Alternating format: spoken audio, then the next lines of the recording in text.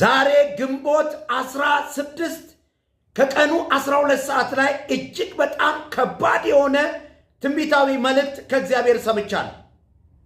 ይህንን ትንቢት በከፍተኛ የመንግስት ስልጣን ላይ ያላችሁ እንዲሁም ደግሞ በፖለቲካው ዘርፍ ሆናችሁ ወደ ስልጣንም ያልመጣችሁ ነጋዴዎች፣ አገልጋዮችና በአጠቃላይ የሃይማኖት አባቶች እንድትሰሙ ፈልጋለሁ።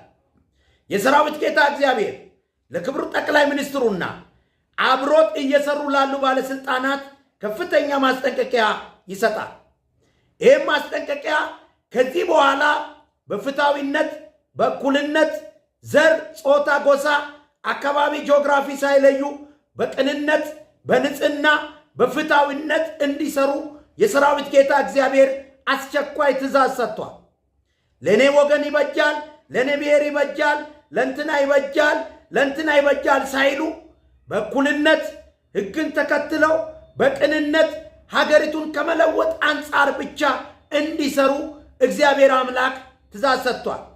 ከጠቅላይ ሚኒስትሩ በታች ባለ ፖዚሽን ላይ የምትሰሩ አመራሮች ሀገርን እንዳትዘርፉ፣ ህዝብን ከህዝብ እንዳታጋጩ፣ እግዚአብሔርን በመፍራት እንድትሰሩ እግዚአብሔር ያዛል።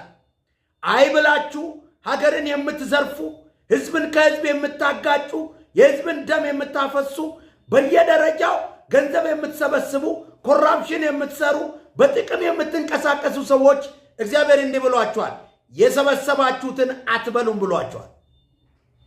በሌብነት በሙስና ህዝብን በማስጨነቅ የሰበሰባችሁ ባለስልጣኖች እግዚአብሔር አላስበላችሁም ብሏቸዋል። የዕድሜ ባለቤት እግዚአብሔር ነው። የስልጣን ባለቤት እግዚአብሔር ነው። የጊዜ ባለቤት እግዚአብሔር ነው። ይሄ የዕድሜ የስልጣንና የጊዜ ባለቤት የሆነው እግዚአብሔር ለዚች ሀገር መልካም የሚሰሩ ሰዎችን ያስቀጥላል። ክፋትና ተንኮል፣ ሴራ፣ ግድያ የሚፈጽሙትን እግዚአብሔር እነቅላለሁ፣ እንደ አረም እነቅላለሁ ብሎኛል። በፖለቲካ ዘርፍ ሆናችሁ ስልጣን ላይ ያልመጣችሁ፣ ጫካ ውስጥ ያላችሁ፣ ሰውን እየገደላችሁ ወደ ስልጣን ለመምጣት የምታስቡ የሰራዊት ጌታ እግዚአብሔር እንዲህ ይላል፣ የረገጣችሁት ምድር የኔ ነው። ስለዚህ ሰውን በመግደል ወደ ስልጣን አትመጡም። ስልጣንን ለወደድኩት የምሰጠው እኔ ነኝ ብሏል እግዚአብሔር። ሰውን አትግደሉ፣ በአምሳሌ በመልኬ የፈጠርኩትን ሰው አትግደሉ ይላችኋል እግዚአብሔር። በኮንትራዲክሽን ተቃርኖን በማጦስ አመፃን በመፈጸም እቺን አገር በማተራመስ